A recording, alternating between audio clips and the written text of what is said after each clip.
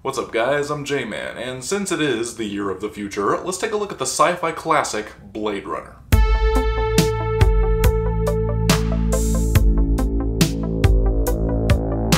So in case you're not familiar with the story, strap in because it's kind of a long one. Back in 1982, the first version to ever be produced was the early work print version, which premiered in test screenings in several cities. Unfortunately, they got a bad reception from the audience, so the studio mandated several things be added, resulting in the original theatrical cut.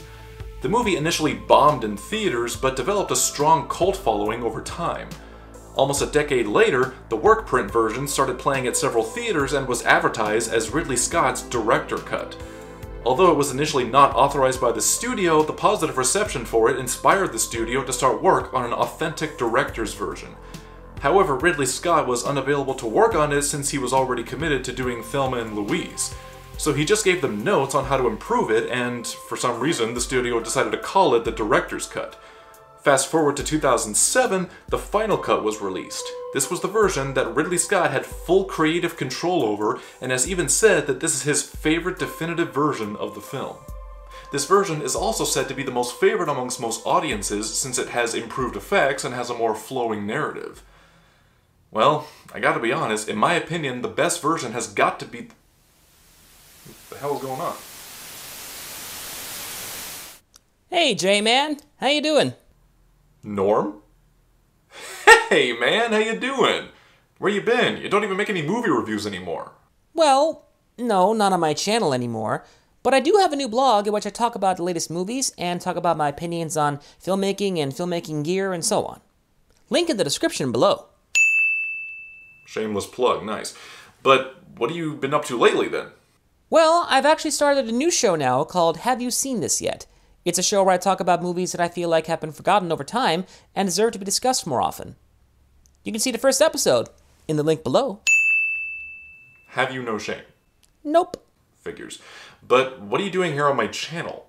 Oh, I'm just here to pay a visit to my old partner and collaborator, whom I still do over underrated reviews with, which is on our other channel, and you can find a link— Enough with the plugs already! Sorry. Link in the description. But, not that I'm accusing you of lying, but what are you really doing here on my channel? Okay, look. I heard that you were doing a Which is Better video about one of my favorite movies ever, Blade Runner. Well, yeah, I was actually just about to say... And, well, I'm here to tell you, my old friend, that you are wrong. Why am I wrong? Because I know you, and this is what you always do. You always go against a popular crowd and side with the movie that is the least favored. Well, yeah, the whole point of Which is Better, as well as my channel in general, is to give people an opinion they're not used to hearing, without being insulting, of course, and hopefully help them see it in a different way, hence a different perspective. And that's good and all, but I am not about to sit by and let you ruin one of the most influential films ever made. The final cut of Blade Runner is everyone's favorite for a reason, and I am not about to sit by and let you spread your lies and half-truths to make people believe otherwise. The final cut of Blade Runner is the absolute best and definitive version of the film that there is and ever will be. I agree. Exactly! And you... Wait, what? Yeah. I mean, it's true, I usually prefer the version that people don't normally go for, but I also usually prefer any director's cut or alternative cut to a film there is, so yeah, I like the final cut the best. Oh. Huh. Well, you know, I know that I just insulted you, but, would you mind if I still joined in on your discussion? Sure, why not? Thanks, man. I could use someone as unpopular as me on YouTube to do a video with. You're an asshole. Appreciate it. So enjoy this collaborative discussion as we tell you, in our opinion...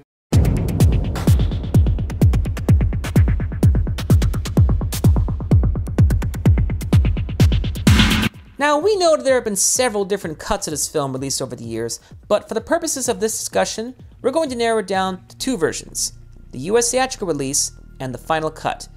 Now, the work print version is available to the public, but only on the 5-disc collector's edition of the film, and even then, Ridley Scott still said it was very incomplete. And then, of course, there's the international cut, But aside from a few extra scenes, it's more or less the same as the US theatrical version.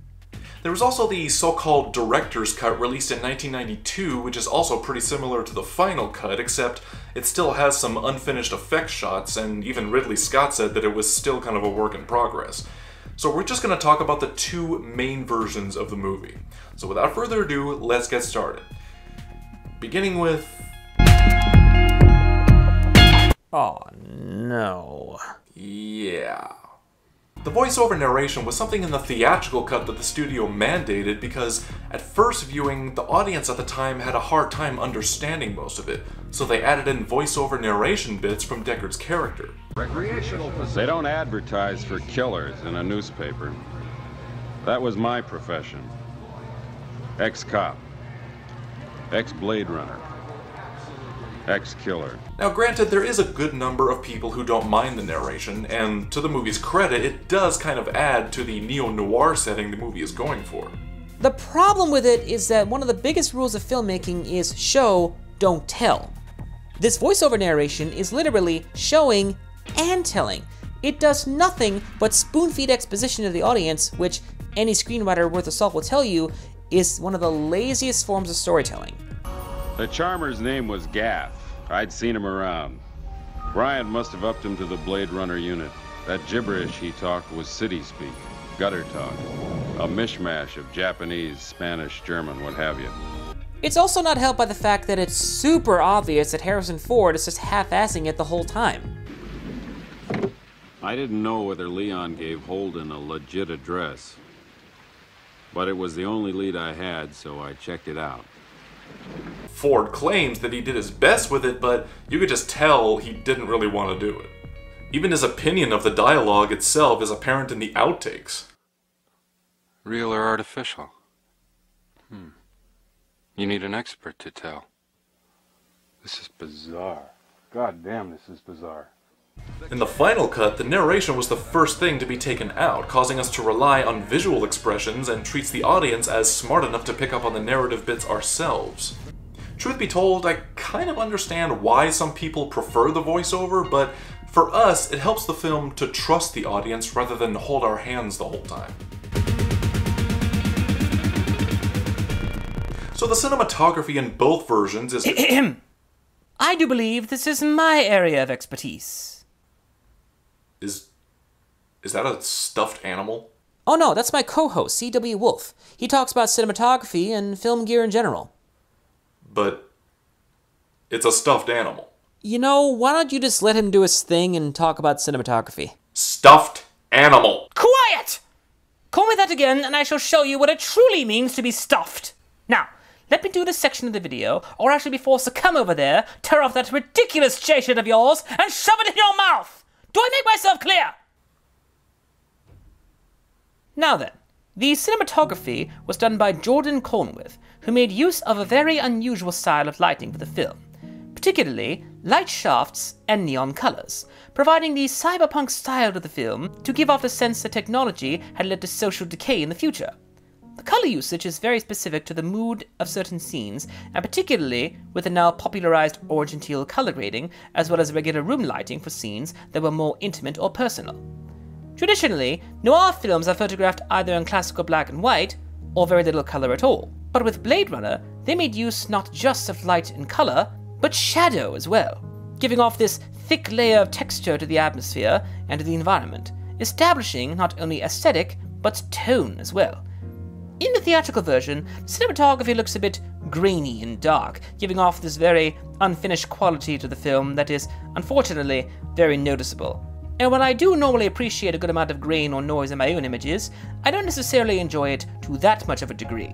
In the final cut version, however, it is a lot more cleaned up and looks rather gorgeous, if I may say so. So the superior version in this case is most definitely the final cut version. Thank you so much for listening. Appreciate it, Mr. Wolf. Next subject, J-Man. I just got owned by a stuffed animal. What am I doing with my life? Now, the unicorn dream is something that happens midway through the film where Deckard is at the piano and dozes off and has this dream about a unicorn running through the forest. Later at the end of the film, he sees an origami unicorn on the floor, implying the possibility that Deckard himself could be a replicant with implanted memories or visions of a unicorn that Gaff is aware of. It was something that was always planned, but it was not featured in the theatrical cut because the studio thought it didn't really progress the story at all. So when he finds the origami unicorn at the end, it's meant to be a warning that people will come for them. Now technically the studio wasn't wrong, it does have very little impact on the plot and is really kind of an afterthought as to whether Deckard is a replicant or not. Even more interesting is that when Harrison Ford signed on to do the movie, he said he would only do it if Deckard was not a replicant, so if anything you could look at it as the studio doing him a favor. But here's why we prefer it in the film. It has a lot more symbolism than just Deckard could be a replicant. The unicorn is a mythical creature, and in the world of Blade Runner, animals are either extinct or endangered. Rachel herself is a replicant, which are also going extinct. So in a way, the unicorn could represent her. Also, look at all the rest of the origami that we see in the film. The first one we see is a chicken, implying that Deckard is a coward for not wanting to do his job. The next we see is a matchstick man with a boner, implying that he's attracted to her. And the last is the unicorn, implying that he's living in a dream. He loves Rachel as a human, but he's ignoring that she's still a replicant. She won't live for very long. So even though it's really only meant for Deckard's character and not the broader story in general, we personally feel that it belongs in the film for artistic reasons. So the superior version in this case is the final cut.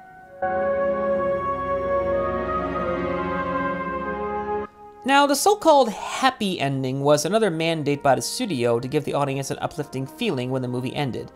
It consisted of Deckard and Rachel escaping to what is seemingly an off-world colony in the mountains somewhere, and his voiceover basically telling the audience to enjoy whatever time they have with the ones they love. I didn't know how long we'd have together. Who does? Now, in a way, we can appreciate the intention of it. Maybe it was to be more romantic and inspirational and to see them get away from the dark dreariness of the city of Los Angeles and end on a more positive and hopeful note. But unfortunately, that's kind of the opposite of what Ridley Scott was going for, and tonally, this ending feels like a completely different movie. Furthermore, the happy ending feels kind of unnecessary.